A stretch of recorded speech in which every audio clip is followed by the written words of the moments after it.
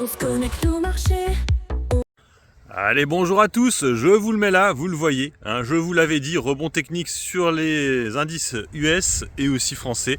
Hein, alors, le seul truc qui me fait un petit peu peur quand même, c'est que ce VIX reste quand même assez élevé. On est à 30 de VIX, même un peu plus, et il ne baisse seulement que de 3%. Donc c'est pas non plus sauvé là, étant donné qu'il faudrait qu'on baisse d'une quinzaine de pourcents, moins 20% pour vraiment se dire ouais, c'est bon, on est reparti. Parce que là pour l'instant, on est vraiment que sur du rebond technique. On le voit même au CAC 40, on était beaucoup plus haut ce matin et ça s'est un petit peu affaissé.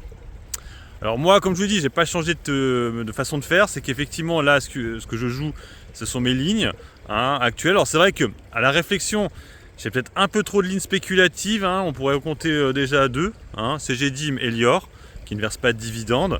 On pourrait peut-être rajouter aussi Alstom, qui ne verse pas non plus de dividendes, et il y a de la VAT dessus. Bon, je reste un peu plus confiant sur Alstom, mais on ne sait jamais, ça se trouve, ils vont peut-être encore annoncer une connerie, et que ça va encore de nouveau s'affaisser. On est descendu hier quasiment à 15 € sur Alstom de nouveau. C'est vrai que de toute façon, je vous l'avais dit, que de toute façon, 2025, ça va être compliqué, parce que 2024 avait été une très belle année pour Alstom.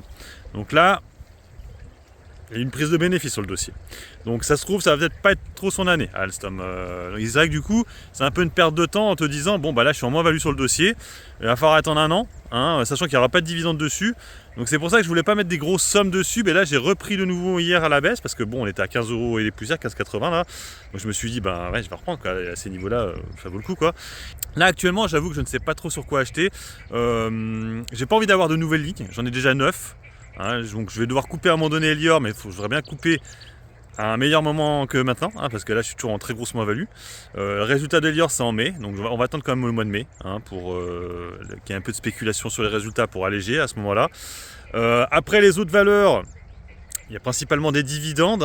C'est vrai que par exemple, Téléperformance, j'ai comme baissé mon PRU, j'en ai pris 4 hier. Là maintenant je suis à 88 € de PRU, il est quand même pas mal mon PRU sur Téléperformance. En plus j'ai un bon rendement, j'ai 4,70 à peu près de rendement, donc c'est pas mal. Après il y a Total Energy aussi, j'ai fait baisser mon PRU. Bon là, par contre le dividende c'est tous les trimestres, donc voilà.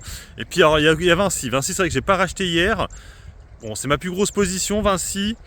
Le problème c'est que je suis toujours en plus-value sur Vinci. J'ai pas envie non plus trop me presser dessus. Donc si je repasse en moins-value, j'en reprendrai, mais pour l'instant on va attendre le dividende et puis on verra après. Vinci, je rappelle qu'il est versé en 2 fois.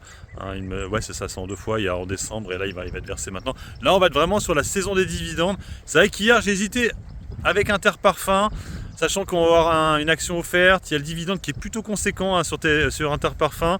Et effectivement ça me faisait payer pour avoir 10 actions.